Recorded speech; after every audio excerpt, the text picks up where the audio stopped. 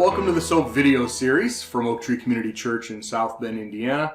Glad that you're joining us as we work our way through the book of 2 Chronicles. Right. Not a place we typically spend a lot of time. No, but I love it. I don't know why. You're enjoying as we go I do. I really like these stories and their historical events that happened.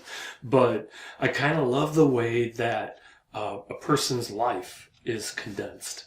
And a lot of times it's condensed into a chapter, and sometimes it's condensed down to 2 or 3 sentences. And, I talked about it last week and said, what's your life going to be like?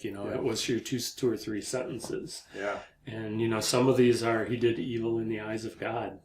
Yeah, you don't want that. You don't want that one. Unfortunately. Yeah. Well, we're in our 5th week, right. So we're about halfway through. Roughly halfway through the book. There's 36 chapters, and chapter 18 is a major part of our reading this week. And so we'll be in chapters 17, 18, 19, and the beginning of 20. We won't make it all the way through 20 this time. Right. But we don't have just one chapter or one statement on a guy, do we? No, it's cool. So I said that last week, and then this week I started reading, and I was like, oh, I should have read ahead a little bit. Because we're on 1 king, Jehoshaphat. And all 4 chapters are really dedicated to him, and if not a little bit more into next week too, maybe. Fun fact, just because I like fun facts, as we know, Jehoshaphat or however Jehoshaphat or however we're going to pronounce his name, is a combination of 2 Hebrew words, Yehovah, God's name, and Shaphat, which is judge. So Jehovah is judge is the really sort of the theme of this guy's life. Yeah, right. And this reading interesting too. thing about judges. Yeah. Oh, that is cool. So the first question is: this guy gets 4 chapters. How come? So what do you think? Well, there's several stories in here that get well known in Sunday school, and probably because he gets so much face time. But he was a good king. He really was a good king. He lived up to his namesake for the most part. He was a good king, which means he was a king of Judah. There were no godly kings in Israel, the northern tribes at all. And he really did some good stuff. Yeah, and a lot of it. Yeah. Right? So these kings that we were reading about, maybe they did one good thing or 2 good things. This guy did a number, and a number of different good things, which we'll get into. Since Chronicles is coming from God's perspective, a priestly perspective, more than just a political perspective, it makes sense that we would see some extra time spent on somebody who's going to follow what God says. Yeah, that's a good one. Great. So when I first started reading this, I started chapter 17, verse 1, and I got stuck. As we should. As we shouldn't. Yeah. Well, actually, I didn't get stuck on verse 1. I understood it completely because I had told everyone that when you see a king and it says, Jehoshaphat solidified his rule over Israel, I now knew that he was part of the northern kingdom. Yep. And then I read the 2nd and 3rd and 4th verses and went, something's not right. So I went back to the first and read again, and here's the deal. Jehoshaphat, it says he solidified his rule under Israel, and I'm reading out of the net, and he was a king of the southern tribes, and that becomes really evident. You see Judah in there, and you see his father, who was Asa, is that right? Yeah. Who was of Judah also. Yeah. So we know that he's Judah. So the question is, why doesn't that have Israel in there? Well, frankly, I think it's one of those instances where we translate a word based on the normal meaning of the word rather than translating the word in its context. Where it's at. Yeah. Because this. So I didn't find the one thing wrong in the Bible? No, sorry. This particular preposition, all, usually means on or upon or over. It's very normal that it's translated that way. But it can mean against. And I think the ESV actually does a better job in this instance because it says that he solidified or strengthened his rule against Israel. Okay. And then as we read verses 2 and 3 and 4, like you said, which is where you were picking up on the fact that didn't sound right, he's fortifying the cities of Judah, assuming that there's going to be a war. Yeah, against Israel. Yeah. So that does make a lot more sense. Yeah, which the king of Israel right now is Ahab, who is not a good guy. Right. And so Jehoshaphat, I mean, it makes sense that he thinks there's going to be some problems there. Right. Right. So, yeah, if you're reading the net, just scratch out over, put against, and you'll be fine. There you go. So he does a lot. Like you said, he fortifies a number of cities. Yeah. You do that when you're expecting war. And then we also have Ephraim. Is that the right way? Ephraim, however you want to call it. We're talking, the way Americans pronounce is completely different than the way... Yeah, the more I told Gary, the more I travel internationally, the more I hate the way Americans pronounce some of these names. The Hebrew is Ephraim. We usually say Ephraim, but that's another name for the northern 10 tribes. Right. One of the larger of the 10 tribes, which is why it sort of gets I was going to ask that part. And the capital was actually in the tribal lands of Ephraim. Okay. And so it's sort of like saying D.C. For the United States, D.C. or Washington represents the entire American government. It represents, but it's just a tiny little spot. Right. Comparatively. Yeah, like Jerusalem. Yeah. Right, saying that. Yeah, so Jerusalem and Ephraim are like saying Judah and Israel. Yeah. Right. So it turns out some cities in the north, Jehoshaphat's father had seized. Mm-hmm. So they fortified those cities too. Makes sense. And he was off to a great start, right? And it said he was following in David's footsteps. And verse 6, chapter 17, verse 6, he was committed to following the Lord. Yeah. I mean, that's a hard issue, right? Exactly. Not just, we've seen some guys who just did what they were supposed to do, towed the line. Yeah, did the minimum. Yeah, that's not this guy. Yeah, did it because they had to, not because it was the right thing to do. Well, and he even removed the high places in the Asherah pole, something that his predecessors didn't quite get that far. Right. He's like, I'm getting rid of all of the false stuff, all of the pagan stuff. Right. And then it says also in the third year, he sent out teachers. So these would have been men that would have gone out into the entire nation with the law of God, mm-hmm.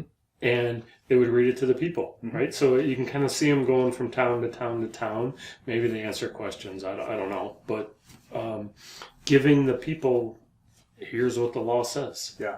And a couple of chapters later, it says he's going to appoint judges in a lot of these places. So it seems like they had no way of knowing how to even arbitrate issues within their own cities and stuff. Right. And so this was sort of like a predecessor, a precursor to all those here's the law, here's the rule. Yeah. Now some people are going to meditate on that, figure things out, and maybe they become the lawyers or even the judges. Well, it's pretty cool that he mentions officials, and they were accompanied by the Levites and by the priests. So this was like a major operation. Right. Sanctioned, right? Yeah. Going out. So the surrounding kingdoms were scared. Yeah. God had a little to do with that.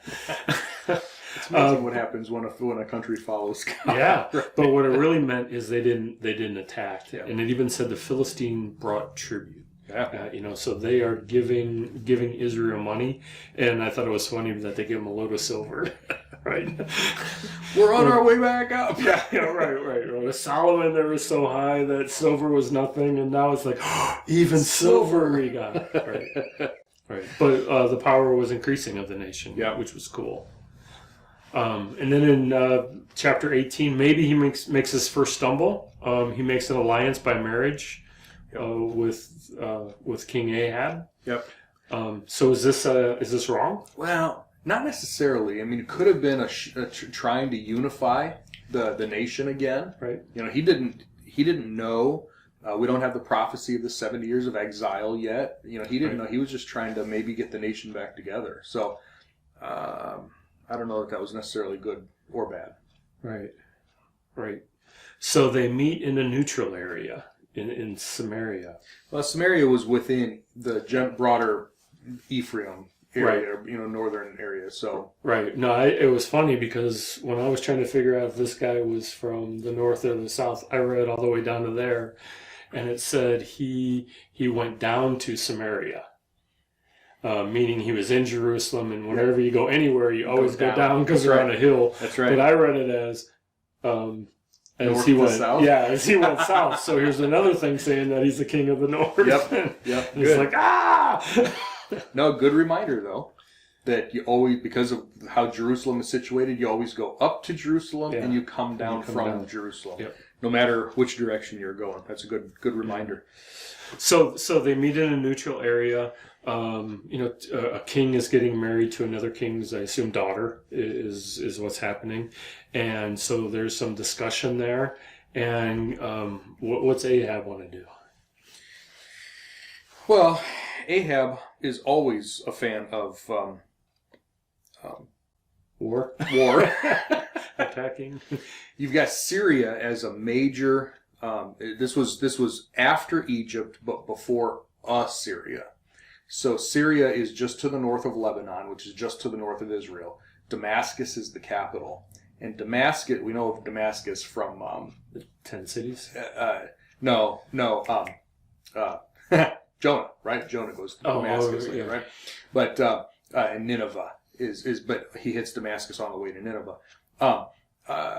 So Damascus and Nineveh are in Syria, and they are constantly hitting the northern, especially the northern parts of the northern tribes, right, as they come through Lebanon. And so, I mean, Ahab says, let's go fight. Let's go do it. Hey, would you be willing to fight with me? If you're going to be on my team, if you're going to be on my side, let's go do this together. Yeah, so Jehoshaphat agrees, but says, let's check. Yeah, I love that. He's like, sure, I'll do this.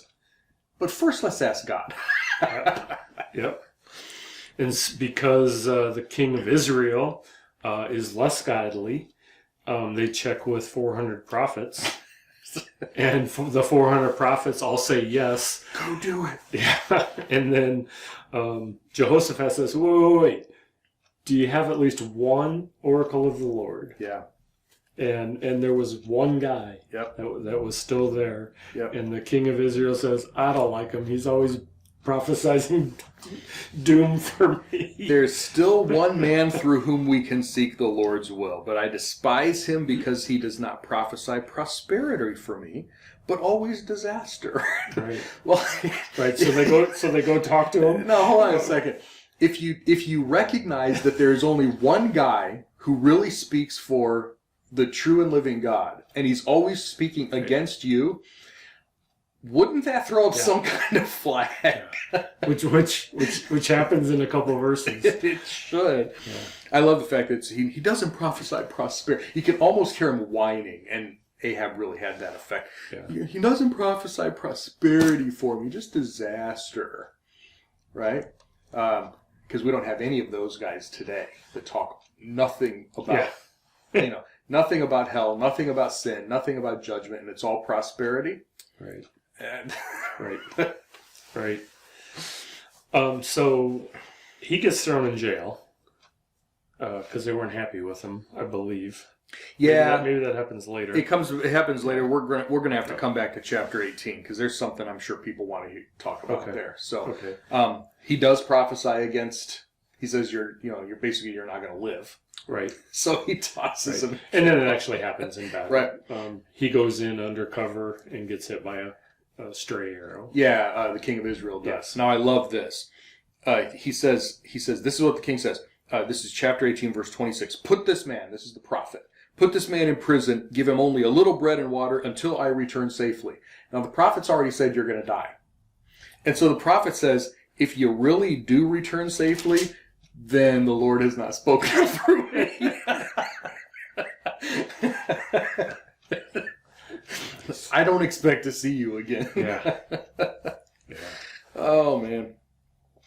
That's a good one. So, then I love the fact how he dies.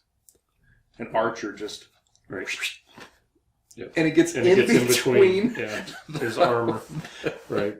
So Jehoshaphat returns to Judah, and a prophet asks him, is it right to help the wicked and be an ally of those who oppose the Lord?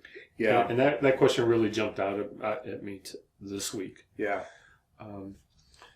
So, in other words, if we take it to today's, we as Christians, should we be allies of wicked people? Yeah. And maybe in simpler terms, friends. Well, I would think maybe that's oversimplification. Yeah. At the very least, should we support organizations that are blatantly opposed to even some of the basic things of God's commands? These are God's moral standards. And if an organization or a group says we are completely opposed to God's moral standards and we embrace this, should we do business with them? Should we be in Right. Well, again, I think part of it is where the heart is. Jehoshaphat maybe was allying himself to get everybody back together. Right. Okay, that would be a good thing, and his heart's in the right spot. Right. Versus, whatever else. Over the years, different churches have done boycotts and stuff like that. Right. I'm not sure how effective that is, but at least from a conscience standpoint, I know there are certain organizations or companies that I just don't do business with anymore because they're so blatantly against, the biblical truth and God's morals. So I'm like, if you're going to be blatant about it, I'm not the police. I don't have to hunt down every company's, thing. But if you're going to stand out there and be really blatant about we support all sorts of things, homosexual marriage, abortion, whatever the thing is, and that is going to be your public stance. Right. My conscience says, well, I guess I'll do business somewhere else. Right. Yeah. If you're going to put that at the forefront. Yeah. If that's what you're about. Right. Yeah. Right. So God's angry, but he does acknowledge that Jehoshaphat has done a number of good things. Yeah. And I don't seem to see any consequences necessarily. God was angry about that one thing. Right. But it's not like he's disciplining him for it. Right. And then Jehoshaphat appoints judges, and you'd alluded to this before. Mm-hmm. And it seems to me that there weren't judges there before because he's now appointing judges for what it seems to be the first time. Right. So under Solomon, did all disputes come to him? There wasn't anything put. Anything put in place? That's a really good question.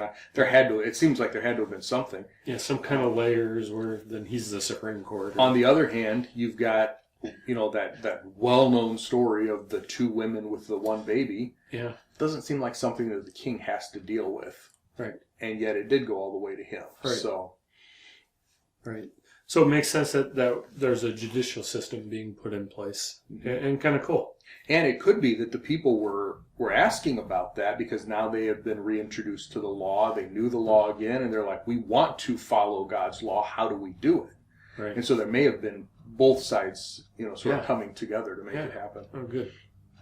And then in chapter 20, messengers come and tell Jehoshaphat, hey, your kingdom's under attack.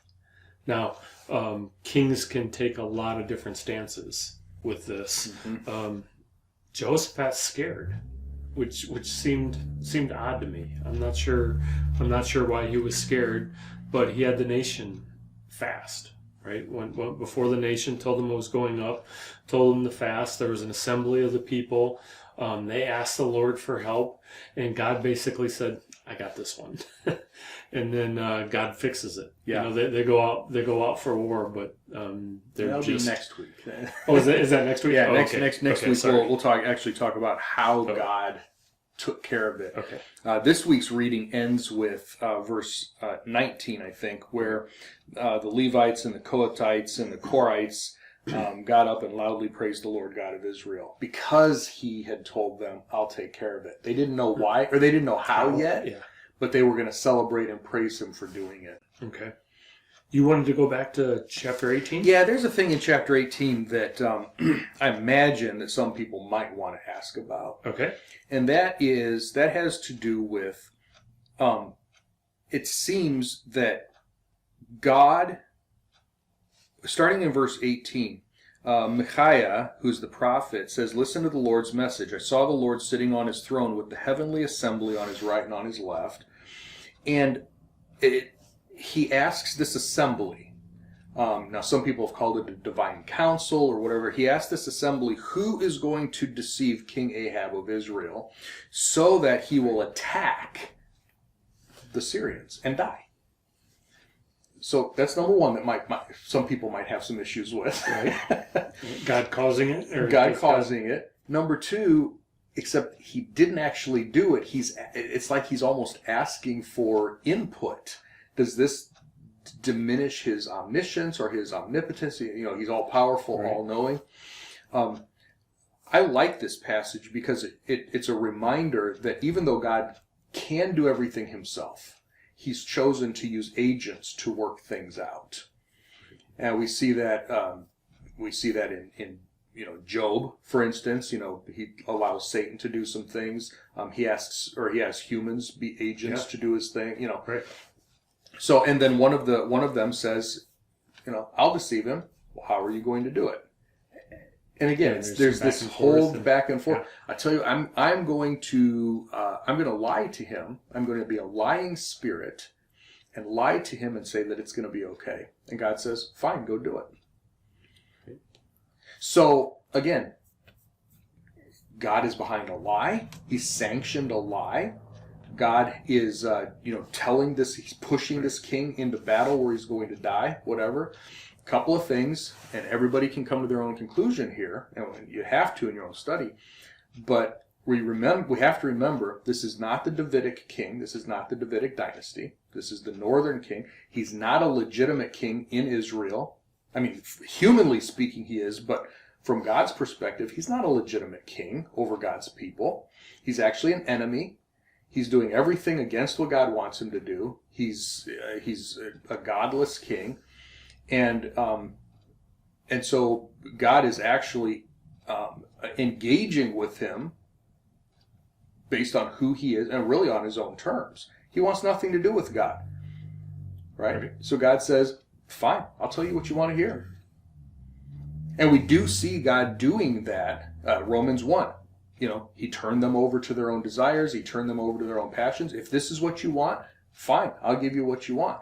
And I see him doing the same thing here with Ahab. Interesting. But that's one of these accounts or these stories that shows up every once in a while. Yeah. When people say, hey, what about? Hey, what about? Right. Yeah. So this is a good one. Since it's in our reading this week, I wanted to make sure at least we hit some of the highlights there. So I still like, until I return safely. If you return safely, God didn't send me. A little bit of sarcasm there from God's prophet. I think it's covering both his bases. Yeah. So a lot of stuff going on in this passage, in this section. A lot of it about Jehoshaphat. Really good guy. I encourage you to read this. I always encourage you to read it carefully, right? But read it carefully. If you still have questions, especially about this assembly or this divine council, or how God works behind the scenes, there's only so much that we know, and this is one of the things that we know. But let's take it in its context and study it, and then ask your questions. And we always love to hear what you think, what you have found. I think the big theme is that we've got somebody who's committed to following the Lord, and he did the best he knew how based on the information that he had. Right. That's a pretty good example as far as I'm concerned. Yeah, and he was consistent. And he was, 25 years. Yeah. He was a king. Yeah. Yeah, good. So, good place to end. Yeah, next time we'll come back. We'll just pick up the story here where we left off in chapter 20 and see exactly how God is going to deliver Judah from these enemies. And that'll be fun. Then we get to move to the bad kings. And then we get to move to some of the bad kings. Woohoo! Right. So, all right. Well, subscribe and like and follow and do all of those such things on social media. Send us your questions and comments, and we'll see you back here again next week.